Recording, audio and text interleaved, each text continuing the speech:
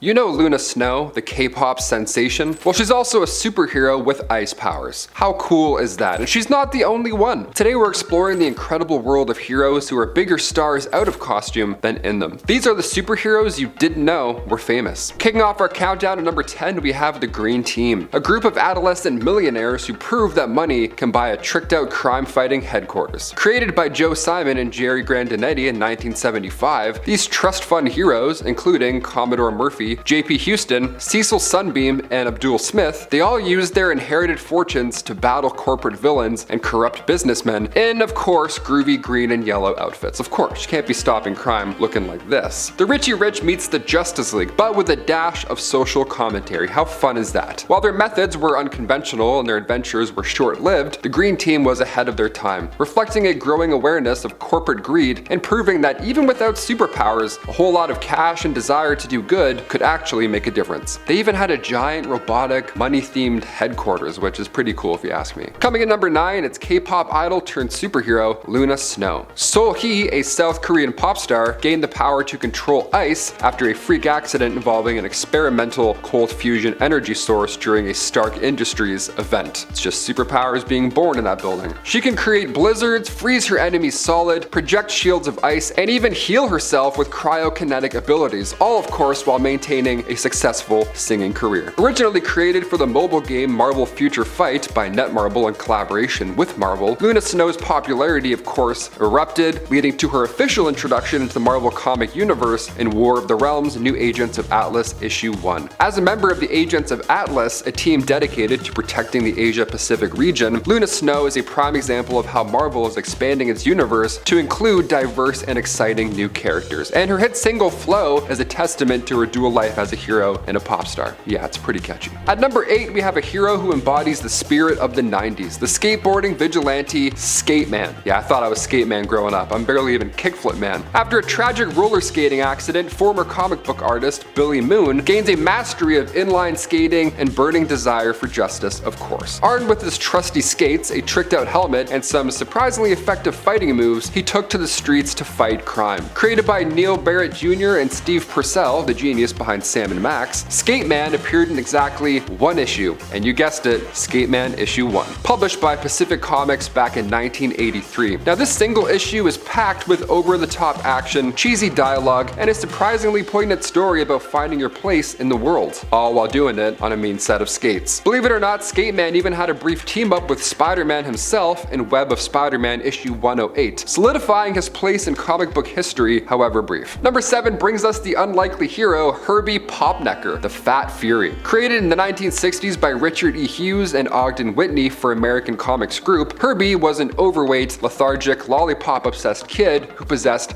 incredible reality warping powers. And of course, he's got a sweet tooth. He could fly, talk to animals, communicate with inanimate objects, kinda scary, and even travel through time, all thanks to his seemingly endless supply of magical lollipops. Only take one. His comics were a cult classic, beloved for their offbeat humor, their satirical take on the superhero genre was super fun, and their surprisingly sophisticated vocabulary definitely helped. He battled everything from Cold War spies to interdimensional demons, you name it, all while maintaining this deadpan, unenthusiastic demeanor, proving that you don't have to be athletic or even particularly motivated in any case to be a powerful hero. You just need a couple lollipops. At number 6, we have a hero who predates even Captain America himself, the Shield. Created by Harry Shorten and Irv Novick, the Shield burst onto the scene in Pep Comics issue 1 back in January 1940, a full year before Captain America ever made his first debut. Joe Higgins, a chemist, developed a secret formula, the Shield formula, that granted him super strength, invulnerability, and enhanced speed. He donned a patriotic red, white, and blue costume, and he dedicated his life to fighting crime and protecting America, particularly during World War II. He even had a sidekick, Dusty the Boy Detective, and he was basically Robin before there ever was a Robin. Often beating soldiers and fifth communists, the Shield was a symbol of hope and resilience during a dark time in history, and of course it paved the way for many patriotic heroes that followed him, like Captain America. Number 5 brings us the most average hero of all, Normalman. Now this is a guy I can relate to. Here we go. Created by Jim Valentino,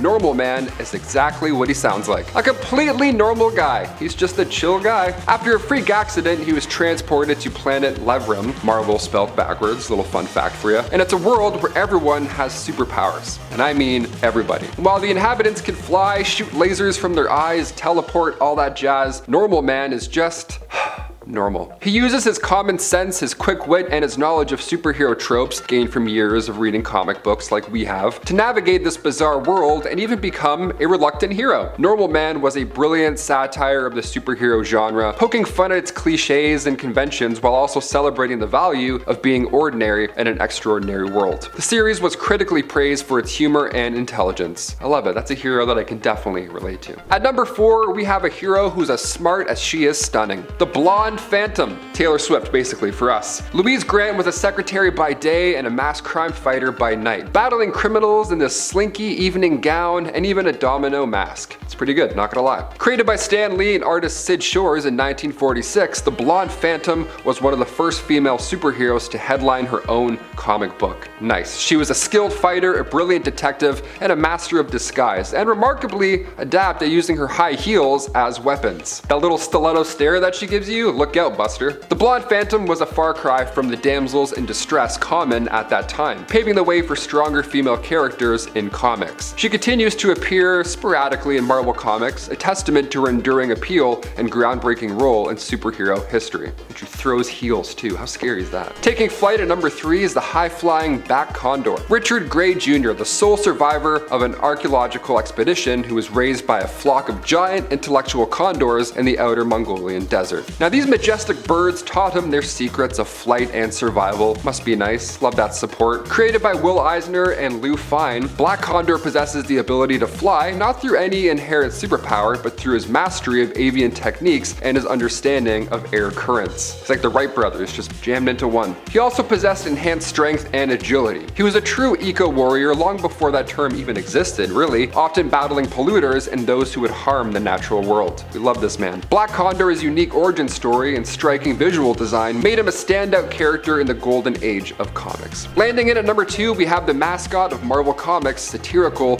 non-brand X series, Forbush-Man. We had Normalman, now we have Forbush-Man. Irving Forbush had no superpowers. His costume was a pair of long johns with a pot on his head, and his only weapon was his secret weapon of sheer dumb luck. Again, a man that I can relate to. But Forbush-Man wasn't just a silly face, he was a brilliant parody of the superhero genre, a way for Marvel to poke fun at itself and its own creations, which we love to see. And finally, at number 1, we have a hero who's a true product of his time, Brother Power the Geek. Created by Joe Simon, Brother Power was a mannequin brought to life by a bolt of lightning. Imbued with superhuman strength and a deep connection to the emerging hippie movement, he fought against war, pollution, and social injustice. Unfortunately, Brother Power's comic book career was short-lived and was cancelled after just 2 seasons. Hey, you made it to the end of the video, great job, pat on the back. If you want to see more videos like this one, check out this video next. It's about some mind-bending psychic superpowers that you never knew about. You will click this video now.